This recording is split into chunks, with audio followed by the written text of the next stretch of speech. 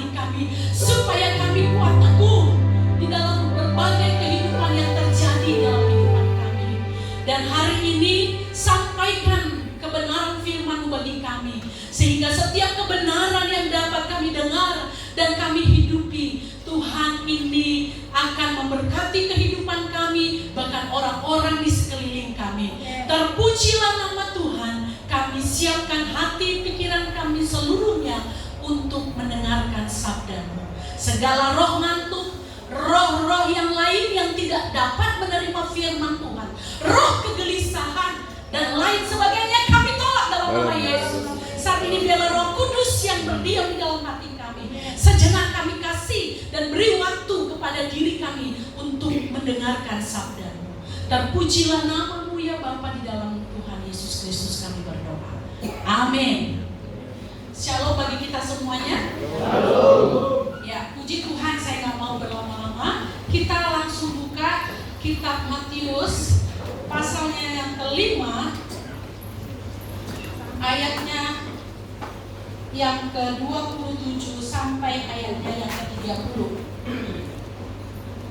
Kita masih tetap ada di kalau sinetron atau film serial. Tapi ini bukan serial ya, tapi ini adalah rentetan isi khotbah Tuhan Yesus di atas bukit yang mau kita pelajari supaya kita semuanya boleh diberkati.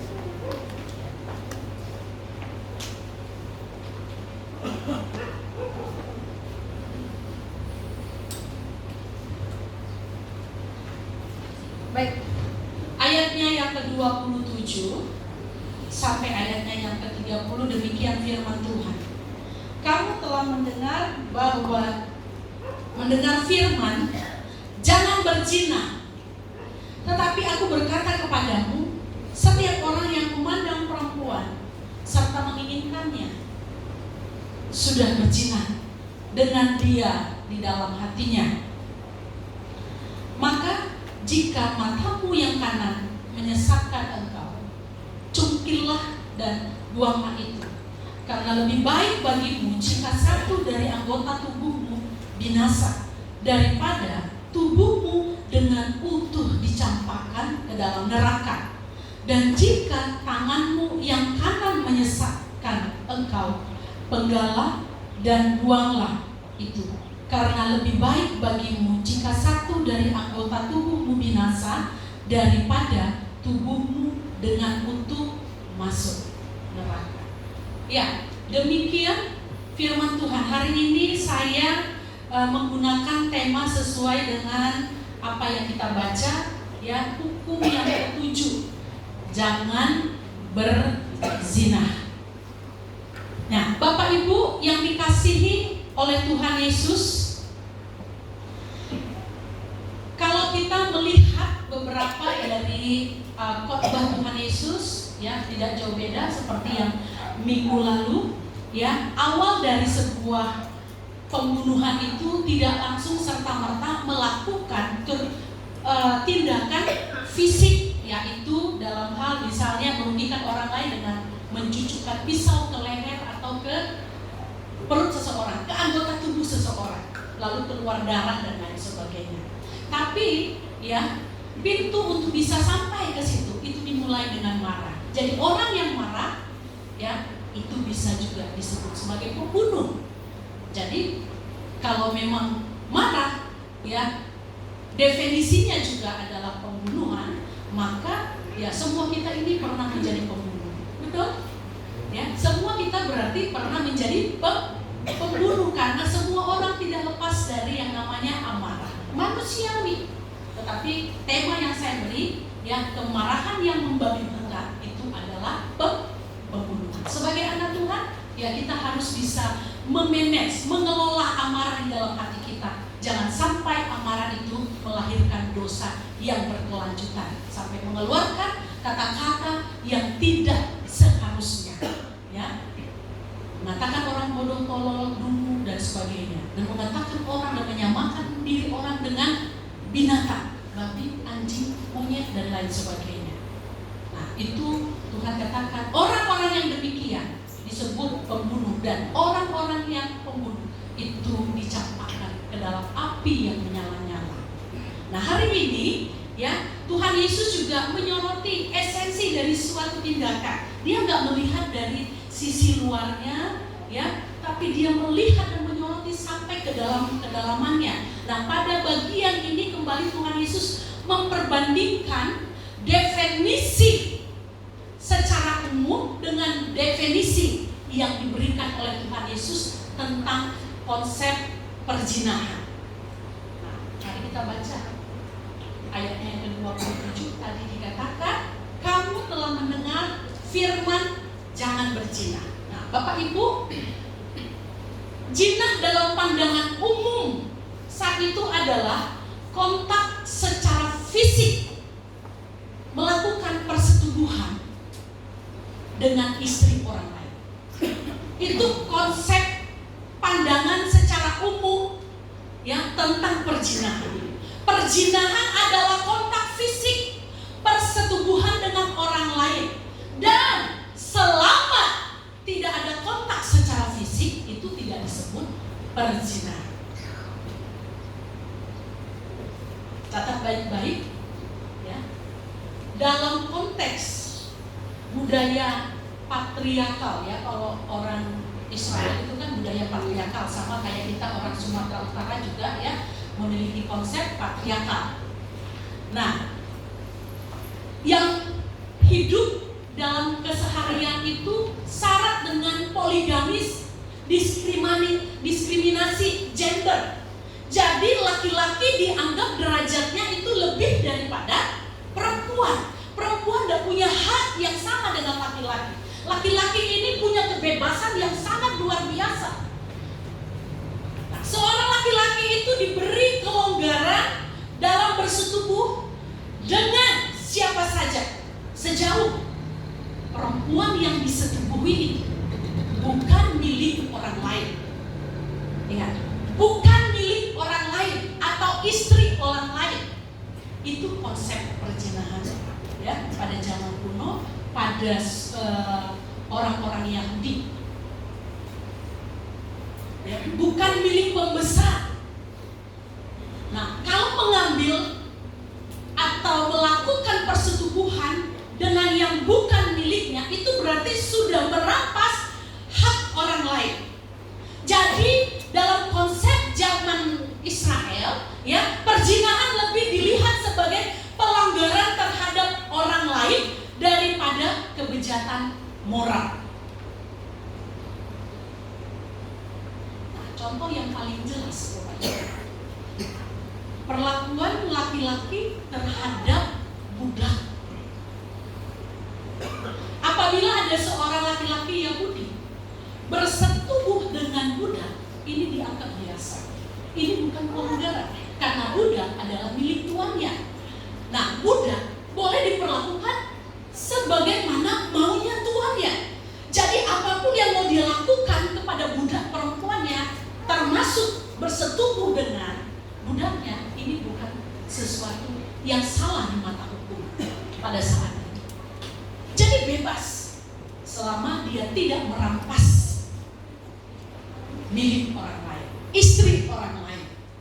Nah, sekarang mari kita lihat apa yang dikatakan Tuhan Yesus pada ayatnya yang ke-28. Jadi perzinahan tidak sesimpel sesederhana yang kita baca di ayat 27, di mana dikatakan jangan berzina. Dalam konsep orang Yahudi pada saat itu, berzina berarti tidak mengambil istri orang lain, tidak menyetubuhi istri orang lain. Itu berarti dia merampas hak orang lain. Tapi Tuhan Yesus bilang apa? Lebih dalam lagi, berkenaan dengan titah atau hukum Taurat yang ketujuh, jangan berzina. Apa dikatakan? Tetapi aku berkata kepadamu. Artinya kata tetapi ini sedang memperbandingkan.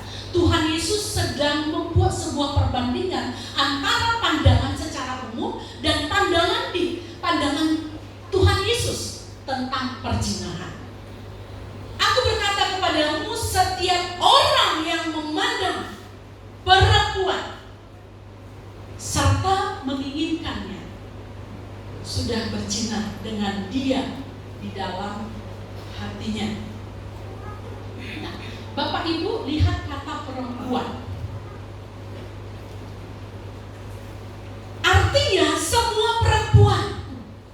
Di sini tidak dibuat istri orang lain, tapi kata perempuan. Tuhan memilih kata perempuan. Artinya apakah dia milik oleh orang lain, apakah dia budak atau siapa saja. Ini tidak menunjuk kepada istri orang lain, tetapi kepada semua perempuan. Ini menunjukkan bahwa bagi Allah perzinahan adalah perzinahan. Terlepas dari status pernikahan dari perempuan yang dijadikan pasangan zina. Apakah dia istri orang lain atau budak atau siapa saja, perzinahan tetaplah perzinahan. Nah, itu yang pertama Bapak Ibu. Tuhan memandang bahwa perzinahan tidak sebatas kepunyaan orang lain dan disaksikan oleh banyak orang, tetapi juga Bapak Ibu, yang kedua, apa yang terselubung jauh dari pandangan orang lain. Orang tidak bisa melihat, tapi Allah mengetahui setiap hati dan kedalaman. Dia tersembunyi di bagian dalam hati setiap orang. Yang kedua, yang lebih penting, perzinahan di mata Yesus bukan hanya masalah tindakan bersetubuh, tetapi dikatakan memandang dan mengingininya telah berzina di dalam hatinya. Memandang dan mengingininya itu dikatakan sudah berzina di dalam hatinya. Bapak Ibu, saya pikir apa yang salah dengan memandang dan menginginkan? Nah, Tuhan ciptakan kita dengan dua mata untuk apa? Ya tentunya untuk memandang keindahan yang ada. Nah, Bapak Ibu, tentunya ini bukan memandang biasa. Tuhan tidak sedang berkata bahwa kita nggak boleh melihat sesuatu yang indah yang ada di sekeliling kita. Kita menutup mata kita, tidak. Ya, ini bukan memandang biasa, tetapi pandangan penuh nafsu dan mengingini apa yang dilihat. Ya, pandangan penuh nafsu dan mengingini apa yang dilihat. Nah, dari bahasa aslinya, perkataan ini lebih dititik beratkan kepada kaum laki-laki sebagai pelaku. Walaupun sebenarnya maknanya bisa juga untuk perempuan. Sebab apa? Sebab tidak sedikit juga, maaf ya, sebab tidak sedikit juga ada perempuan yang mata dan keinginannya begitu liar. Betul nggak? Makanya kita lihat begitu banyak ya suami-suami orang diambil, dicaplok. Karena apa? Mata dan keinginan hatinya itu begitu liar.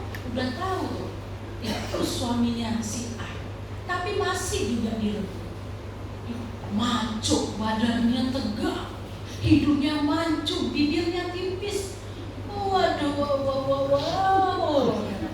Lalu menginginkannya, kapan ya aku bisa mendapatkan dia? Jadi sekarang ini bukan lagi laki-laki yang ngejar perempuan, tapi perempuan yang ngejar laki-laki. Di sinetron Suara Istri tiap hari. Tapi di sini nggak ada ya, nggak ada di sini, amin. Nah, itu di Suara Istri. Sampai emosi berkita ya nontonnya. Ketika Tuhan Yesus berkata begini, pastinya dia tahu betul, Bapak Ibu. Dia tahu betul tabiat laki-laki. Saudara, menurut penelitian, saya dengar ini pertama dari Bapak, dan saya juga coba cari apa benar ya dari sebuah penelitian yang baca ya bahwa setiap 4 menit sekali, katanya dari penelitian yang ada, itu laki-laki selalu memikirkan seks. Wow, 4 menit sekali loh. Bapak bilang 5 menit, kemarin saya baca 4 menit sekali. Lalu dari penelitian oleh Kinsey Institute ya, 54% laki-laki itu memikirkan seks setiap 1,5 jam. 1,5 jam dalam setiap 1,5 jam dia memikirkan.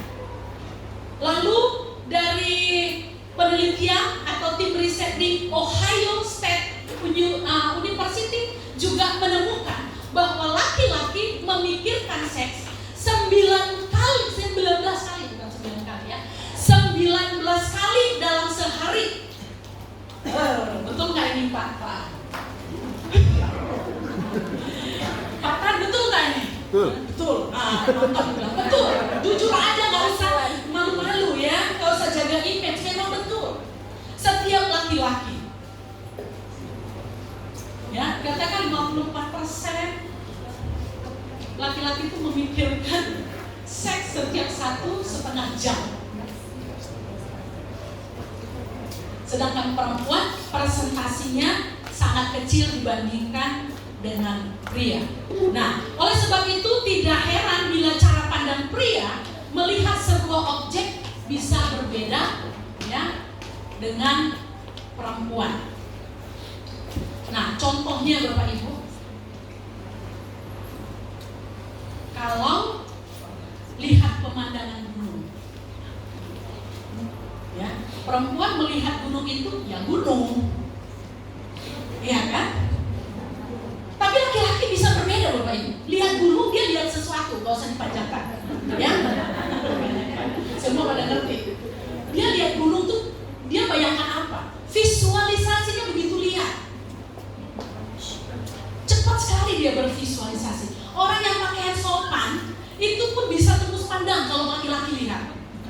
Apalagi yang minim Bapak Ibu, serba semuanya ya kekurangan. Kurang di sini, kurang di sini, kurang di sini, kurang di sini. Udah kurang ketat lagi.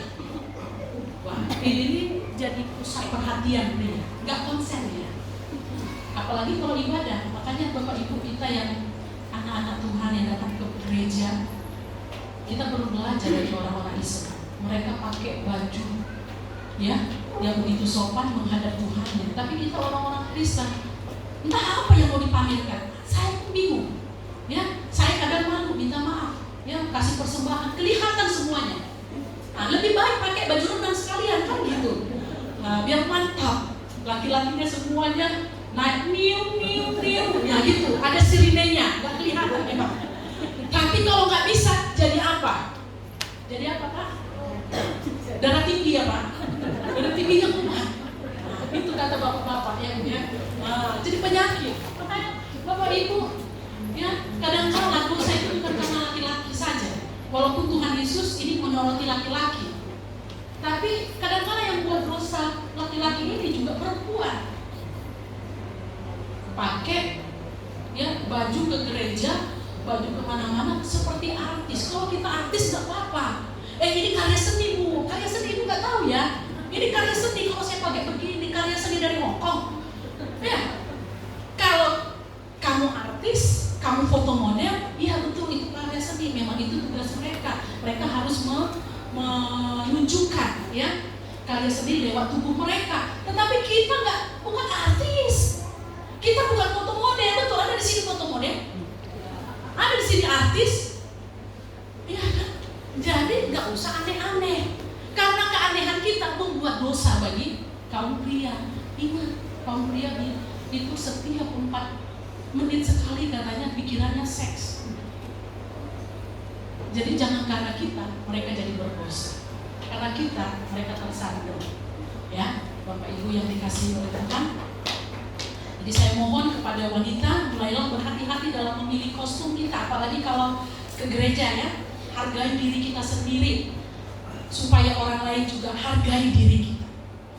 Bapak Ibu yang dikasih oleh Tuhan, jadi jelas konsepnya orang Israel pada saat itu, orang Yahudi pada saat itu, atau orang Timur Tengah kuno pada saat itu, bahwa perzinahan adalah persetubuhan ya dengan istri orang lain. Tapi Yesus mengatakan bahwa perzinahan itu adalah ya bukan saja mengambil hak orang lain, bersetubuh dengan orang lain yang bukan miliknya, yang bukan mungkinnya, tetapi ya juga ketika kita melihat atau mengingininya, ya melihat dan mengingininya. Aduh, ini cantik sekali ya. Aduh, ya ampun, itunya kan. Sampai di rumah dia bayang-bayangkan, dia visualisasikan, dia mulai menggerakkan tangannya. Andaikan dia ada di sini, dibayangkan wajahnya, ya, sampai dia mengalami rangsangan. Bapak Ibu, dikatakan Tuhan Yesus ini berzina. Siapa di sini yang pernah bayangkan suami orang lain? Bayangkan istri orang lain? Atau juga bayangkan pacarnya, padahal belum jadi istri yang sah, itu udah dibayangkan pacarnya. Aduh, andaikan dia ada di kamar ini, ya, di kamarku, betapa indahnya kamar ini, betapa indahnya hidup. Yang perempuan juga begitu. Andaikan tubuh kekarnya ada di sampingku dan memeluk aku dan mengelus kepalaku. Aduh. Bapak Ibu, itu udah perzinahan, Bapak Ibu.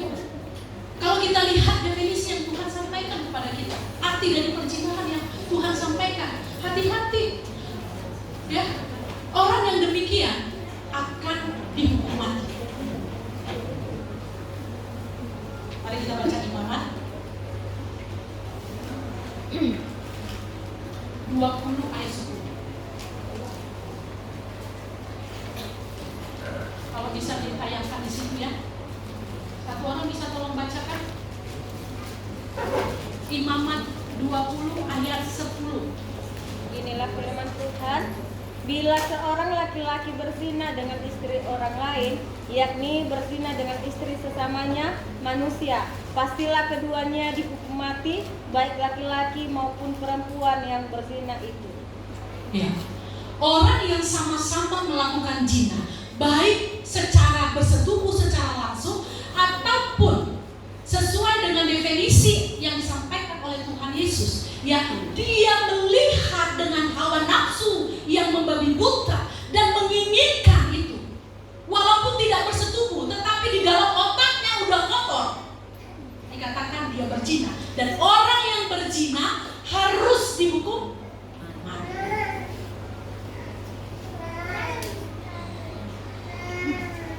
Saya heran Bapak Ibu, saya pikir hanya di kota besar, hanya di Jawa sana saja yang terjadi perzinahan, ya. Tapi ternyata saya melihat, saya mendengar, ya, ternyata di kalangan kita orang-orang Batak, orang-orang Nias, ya, ini sudah menjadi hal biasa, Bapak Ibu. Rebut suami orang. Saya heran kalau suaminya itu atau laki-laki itu ganteng, oh ya, ada alasan karena ganteng dia, habis gimana lah ya, udah miler gitu ya, direbut. Ini Bapak Ibu udah kumisnya tebal, pas ketawa giginya kuning, waktu dia lewat baunya semerbak. Dari mana lah dia lihat? Dari mana cinta itu bisa muncul dengan kondisi seperti itu? Kalau saya udah teler, ya kok mau rebut orang yang harusnya milih-milih ya. Tapi maaf, ini hanya intermezzo saja. Dan saya heran apa yang mau dilihat. Begitu juga laki-laki rebut istri orang. Saya lihat bagaimana ini laki-laki suka dengan perempuan ini. Badannya sebesar kerontong, lihat kan? Rambutnya sudah lepes, kalau dia kriwil-kriwil, cantik, lebat, berwarna kuning emas, ya kan? Masih mending, oh cantik dia. Badannya ramping, oh karena itu yang dia kejar. Ini udah badannya laku pula. Nah, minta maaf, saya juga kayak kelontong ya. Ya, gitu saya, tapi masih penting lebih rapi. Tapi yang saya saksikan ini kan sudah kayak kerontong, malas mandi, bau ketek, bau bawang dan sebagainya. Tapi bisa dicintai, saya pun bingung. Bapak Ibu yang dikasih oleh Tuhan, ya, jangan sampai hal ini terjadi sama kita, ya. Kalau itu ada, bertobatlah, segera bertobat. Mulai sekarang pikirkan aja, bayangkan aja pasangan kita. Jangan bayangkan pasangan orang lain, gak terbayangkan itu, ya. Bayangkan aja pasangan masing-masing. Entah baik di mana bentuknya, cintai dia, sayangi dia. Itu aja lah puas-puasin, ya. Amin. Amin. Jangan sampai hilang seleramu sama pasangan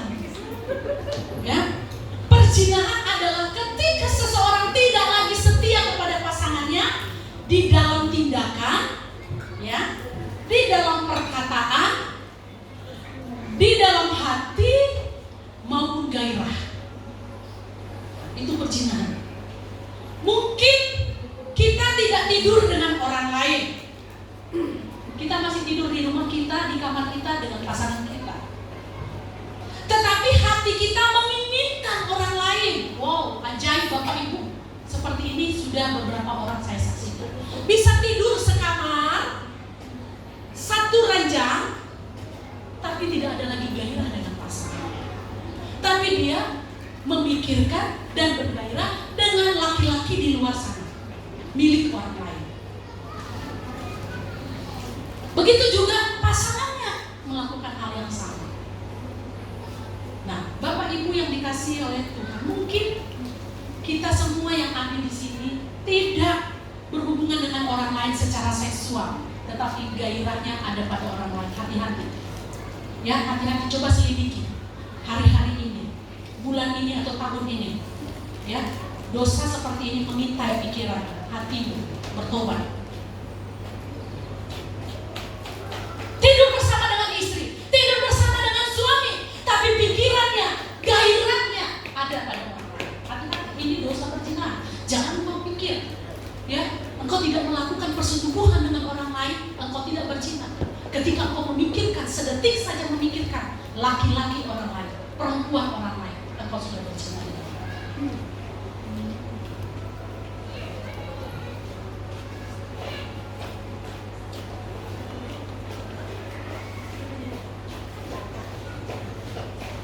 Nah, sekarang bagaimana solusinya bagi kita supaya kita tidak jatuh di dalam dosa perzinahan? Ayatnya yang ke-29 sampai 30. Terakhir. Kayaknya ini khotbah saya yang paling singkat. Karena kalau bicara seperti ini agak takut juga ya. Nanti takut-takut banyak yang tersinggung. Ayat 29 sampai ayatnya yang ke-30 dikatakan, maka jika matamu yang kanan menyesatkan engkau, cungkillah dan buanglah itu, karena lebih baik bagimu jika satu dari anggota tubuhmu binasa daripada tubuhmu dengan utuh dicampakkan ke dalam neraka. Dan jika tanganmu yang kanan menyesatkan engkau, penggalah dan buanglah itu, karena lebih baik bagimu jika satu dari anggota tubuhmu binasa daripada tubuhmu dengan utuh masuk neraka. Nah, Bapak Ibu, Tuhan Yesus bilang tadi ya, dikatakan kalau ada orang yang memandang dan mengingini, itu sudah berzina di dalam hatinya. Nah, mata itu menjadi pintu. Itu sebabnya pada ayat 29 dikatakan kalau matamu yang menyesatkan, mutilasi aja, kebiri aja. Wah, kejam sekali ya ayatnya Tuhan Yesus. Mutilasi, kebiri aja. Kan tadi kan, udah lebih baik ya engkau pergi ke apa dikatakan tadi? Cungkillah matamu ya, dan buanglah itu, karena lebih baik bagimu jika satu dari anggota tubuhmu binasa daripada tubuhmu sekutu dibuang, dicampakkan ke dalam neraka.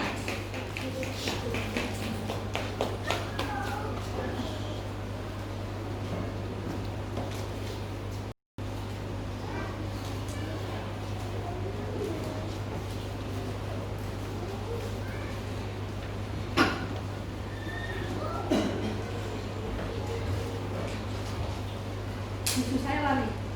Ada yang bisa kasih saya tisu? Nah,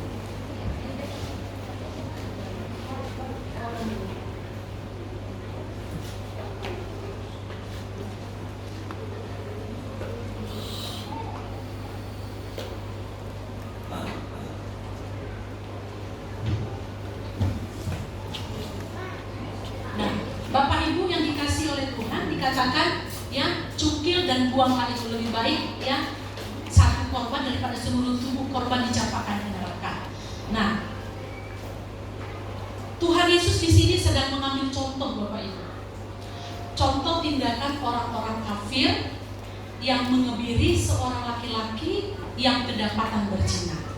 Pada waktu dulu, ya, setiap kali orang melakukan perzinahan, ketahuan melakukan perzinahan, maka orang yang bersangkutan itu harus dihukum dengan apa? Mengebiri.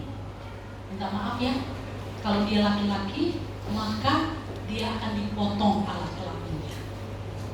Terbayangkan nggak? Alat kelaminnya dipotong. Makanya Tuhan Yesus menggunakan kalimat ini untuk memberikan contoh bahwa betapa seriusnya dosa yang demikian. Ketika saya coba pelajari hal ini, jadi saya teringat waktu kecil, ya, kalau lihat buku komik tentang api neraka, ternyata yang saya lihat ini adalah api neraka konsepnya orang Islam. Kalau misalnya pada masa dia hidup, ya, dia suka mempergunakan alat kelaminnya kepada hal-hal yang tidak baik, maka alat kelaminnya yang dihukum, ya. Jadi kalau kita lihat itu, ya, gambar-gambarnya itu di komik itu dipotong itunya, lalu minta maaf, alat kelamin perempuan disodok. Kalau tangannya yang bersalah, tangannya diputuskan. Kalau mulutnya yang bersalah, mulutnya yang mungkin juga ditusuk begitu, tembus sampai ke belakang. Tapi Bapak Ibu, dalam konsep Kristen tidak ada yang seperti itu. Dan di dalam Alkitab tidak ada diberitakan bahwa hukumannya seperti itu. Walaupun Tuhan Yesus, ya, membuat atau mengatakan perkataan yang demikian, dia hanya untuk menunjukkan kepada atau menyampaikan kepada pendengar pada saat itu bahwa betapa seriusnya dosa perzinahan.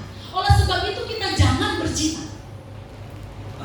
Karena berzina itu berarti kita sudah melakukan kecemaran, bukan hanya di hadapan Tuhan saja, tapi di hadapan sesama kita. Kita tidak bertanggung jawab dalam menjaga hukum. Kasihilah sesama manusia seperti dirimu sendiri. Kan bagian ini sedang berbicara tentang hukum Taurat dan Yesus. Kasihilah orang lain seperti dirimu sendiri.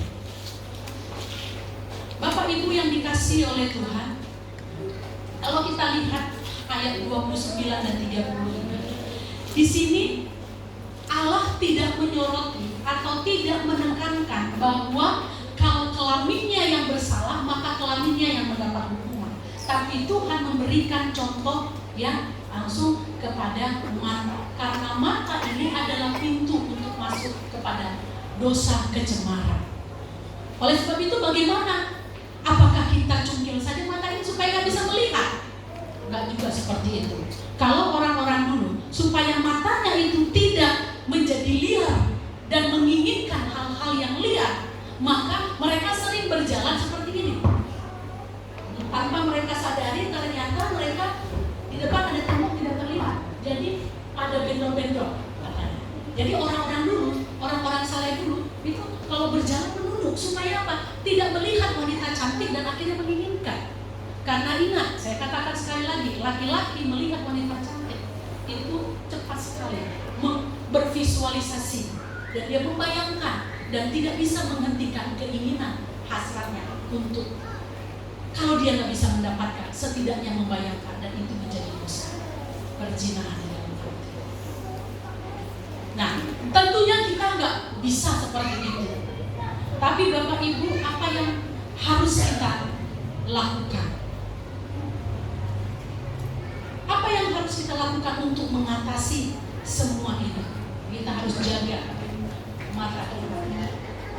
Ketika kita melihat seorang wanita yang begitu cantik di depan mata kita, jangan memandangnya terlalu lama. Mungkin itu tips, ya. Jangan terlalu memandang wanita itu terlalu lama karena akan mengundang hal-hal yang tidak kita inginkan.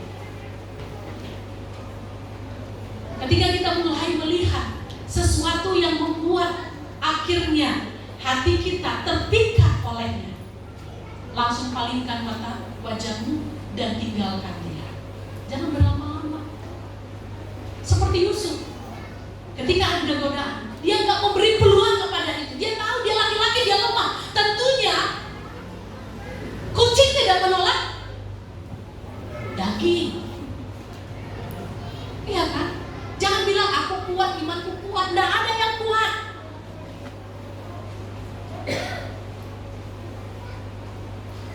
Romo-romo pun, suster-suster pun, saya percaya mereka nggak kuat. Tapi mereka punya ketetapan hati. Mereka punya komitmen dan mereka menetapkan hati mereka supaya mereka tidak tergoda, dan mereka punya cara untuk itu. Bagaimana cara? Kalau kita tahu kita lemah, jangan coba-coba. Yang laki-laki maupun perempuan. Kalau kita tahu lemah ini akan mengundang dosa, segera tinggalkan. Yusuf pun demikian. Jangan bermain api. Anggap apa sedikit-sedikit hanya raba-raba. Raba-raba lama-lama berraba-raba. Semuanya diraba. Yang nggak boleh diraba semuanya. Mulainya dari rambut saja nggak apa-apa. Kenapa banyak kalau elus rambut? Hati-hati ya. Rangsangan bisa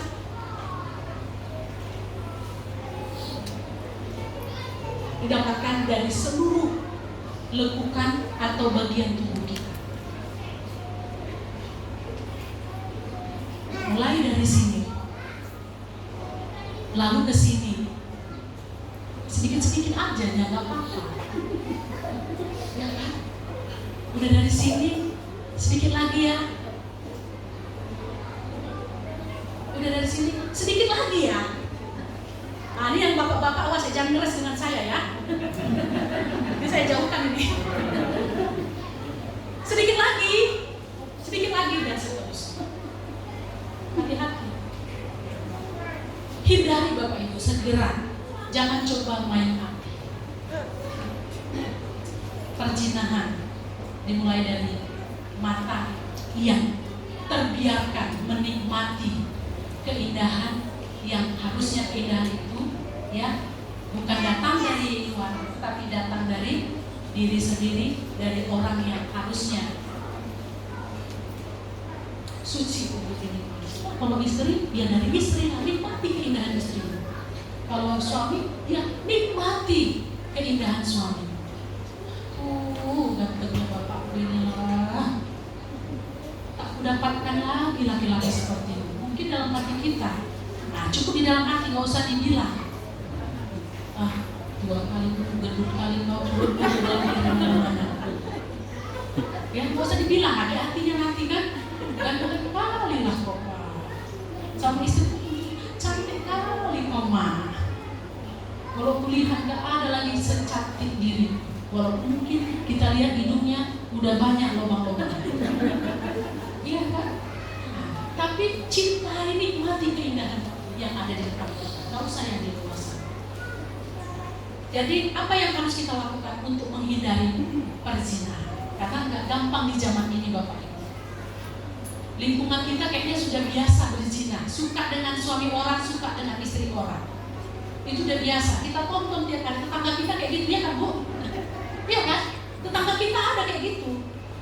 Nah, udah biasa. Dan orang lain ya sudah suka-suka dia, hidup dia. Kenapa kita ikut campur? Nah sekarang perkataan orang udah begitu, udah memaklumi.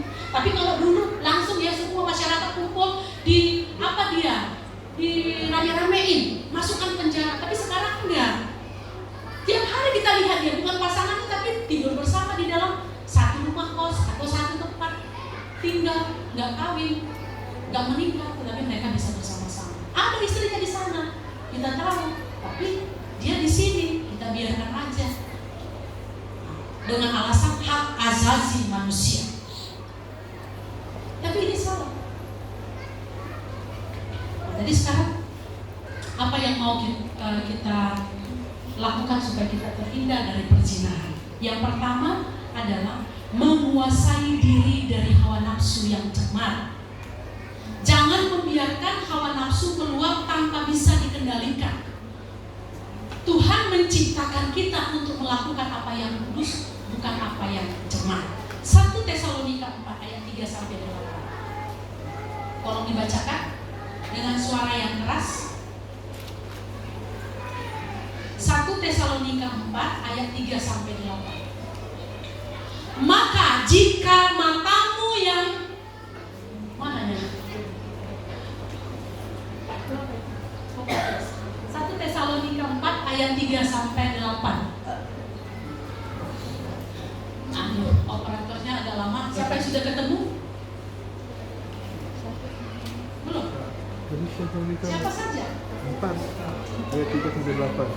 1 Tesalonika 4 ayat 3 sampai 8. Demikian firman Tuhan, supaya kamu masing-masing mengambil seorang perempuan menjadi istrimu sendiri dan hidup dalam pengudusan dan penghormatan, bukan dalam keinginan hawa nafsu seperti yang dibuat oleh orang-orang yang tidak mengenal Allah, dan supaya dalam hal ini orang jangan memperlakukan saudaranya dengan tidak baik atau memperdayakannya, karena Tuhan adalah pembalas dari semuanya ini, seperti yang telah kami katakan dan tegaskan dahulu kepadamu. Allah memanggil kita bukan untuk melakukan apa yang cemar, melainkan apa yang kudus. Karena itu siapa yang menolak ini bukanlah menolak manusia, melainkan menolak Allah yang telah memberikan juga Rohnya yang kudus kepada kamu. Ya, puji nama Tuhan. Allah memanggil kita bukan untuk melakukan apa yang cemar, melainkan apa yang kudus. Nah, Bapak Ibu, kalau kita yang sudah menikah, maka ya mari kita jaga mata dan hati kita supaya tidak membiarkan hawa nafsu itu meluap tanpa bisa dikendalikan.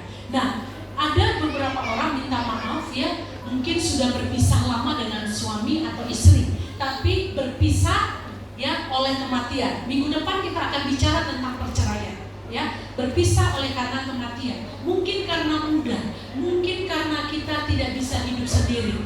Nah, daripada pikiran kita cemar, otak kita jorok yang dikatakan oleh Tuhan dan penuh dengan percabulan, kita memang tidak melakukan perzinahan, tapi pikiran kita penuh dengan percabulan, lebih baik cari pasangan. Nah, yang jomblo, kalau udah gak kuat daripada ngerus saja pikirannya, cepat-cepat menikah. Nah, ya, cepat-cepat menikah daripada nanti otaknya makin lama makin hang, karena tiap hari pikirannya cabul. Itu kata firman Tuhan. Nah, bagi yang sudah tidak ada lagi pasangannya, tapi pasangannya seperti apa? Oh ya, pasangannya sudah meninggal. Nah, bagaimana dengan pasangannya yang masih hidup, cerai hidup gitu ya? Itu bagaimana? Minggu depan kita sambung firman Tuhan. Nah, itu yang pertama. Yang kedua, Bapak Ibu, bagaimana kita menghindari perzinahan? Yang kedua itu yang harus dilakukan adalah memelihara perjanjian nikah dengan kesungguhan di dalam kasih, kesetiaan, gairah, perasaan cinta yang mendalam, dan takut akan Tuhan. Itu dia yang kedua. Jangan menjalani pernikahan yang hanya formalitas. Orang melihat kita seperti keluarga utuh, tetapi kita sesungguhnya tidak menjalani pernikahan dengan baik. Di dalamnya tidak ada lagi cinta, di dalamnya tidak ada lagi kehangatan, di dalamnya tidak ada lagi gairah. Kita hanya bisa hidup seakar, tapi tidak bisa punya hati yang satu. Banyak seperti itu pernikahan-pernikahan yang saya temui. Hubungan menjadi dingin. Suami dianggap menjadi teman, istri pun demikian, dianggap sebagai teman biasa. Tidak ada lagi gairah, tidak ada lagi cinta, tidak ada lagi penghargaan dan lain sebagainya. Nah, Bapak Ibu, saya katakan bahwa ini pun sebenarnya kalau di dalam sebuah keluarga tinggal satu atap tapi dua hati, hatinya masing-masing ya, maksud saya. Padahal kan orang yang dipersatukan, dia menjadi satu secara keseluruhan, bukan bersatu dalam hubungan seksual saja, tapi bersatu dalam semua aspek kehidupan yang ada. Nah, kalau seandainya satu atap dua hati, ini disebut perzinahan. Hati-hati, ini disebut perzinahan. Jangan sampai suami istri tidak bisa sehati dalam segala hal.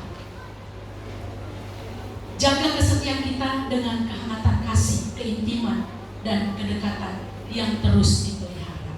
Bapak Ibu, bukan hanya HP saja yang perlu dicas, cinta pun perlu dicas. Cinta pun perlu ditempa.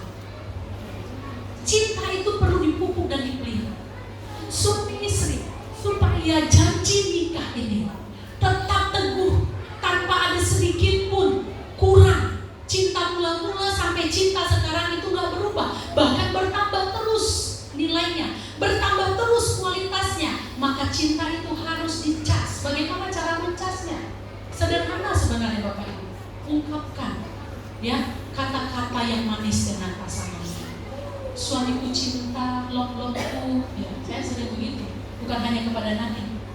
Bapakku, sayangku, cinta, itu penting. Perkataan pujian kepada pasangan itu penting untuk menumbuhkan cinta tiap hari.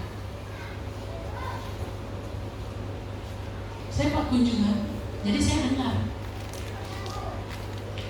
dia panggil suaminya abang, suaminya panggil istrinya adik. Loh, kok abang dan adik ya? Memangnya kalian saudara? Satu ibu satu bapak? Ya enggak, tapi ini panggilan dari apa ya, dari muda, tapi itu udah terbiasa mungkin ya. Ya baru dalam hubungan kita harus menempatkan posisi kita secara benar. Istri kita bukan abang kita, istri kita bukan adik kita, suami kita bukan abang kita. Ya, suami adalah suami, dia bapak kita, pemimpin kita. Istri bukan adik kita, tapi dia ibu dari anak-anak kita. Nah, ungkapkan kalimat-kalimat yang bagus kepada pasangan. Puji-pujian itu penting. Lalu refreshing bersama tanpa anak-anak. Bisa sulit memang, hati kita ya akan berperang. Aduh, enak-enak kami di sana, nanti anak kami kayak mana. Tapi kalau Bapak Ibu mau ya pernikahan Bapak Ibu selamat, Bapak Ibu harus rela sejenak mengorbankan hal-hal seperti itu demi hubungan kalian berdua, demi pasangan kita. Berikan waktu. Nggak mesti tidur di hotel, makan bakso berdua, minum teh manis berdua tanpa diganggu oleh anak-anak. Kasihkan seperti waktu pacaran. Dulu waktu pacaran kita satu pipet berdua, iya kan? Tapi sekarang kita nggak berani lagi satu berdua karena udah banyak kuman di giginya. Ya kita tidak termezo saja ya. Nah, lakukanlah, cinta itu harus terus ya semakin naik. Allah mentua hitam dan pola somon-somone, somon anak muda. Nggak gitu, Bapak Ibu, Tuhan nggak ngajarkan gitu. Semakin tua cinta semakin kuat, amin. Semakin tua semakin menjadi-jadi. Tapi menjadi-jadi bukan sama orang lain, menjadi-jadi sama pasanganmu, amin. Jangan sama pasangan orang lain. Laki-laki sekali lagi, ini saya tutup laki-laki, perempuan juga. Tapi katanya laki-laki yang paling gawat, 4 menit sekali. Jadi sekali lagi, bapak-bapak, kaum pria, ya, lihat saya, nggak pernah melihat, ya. Hati-hati dengan matamu, karena mata adalah pintu untuk menuju keinginan yang liar. Amin. Mari kita berdoa. Bapa, di dalam nama Tuhan Yesus, terima kasih untuk hari ini. Firman-Mu yang mengajarkan kepada kami untuk kami tidak berzina. Ternyata perzinahan memiliki definisi yang sangat begitu dalam. Tolonglah kami umat-Mu supaya kami dapat menjaga diri kami. Tolonglah setiap keluarga-keluarga Kristen. Tolonglah setiap keluarga-keluarga jemaat Tuhan, supaya terpelihara di dalam kekudusan pernikahan yang ada. Tidak memikirkan, tidak membayangkan, bahkan menginginkan sesuatu yang bukan miliknya. Hari ini bantulah setiap kami.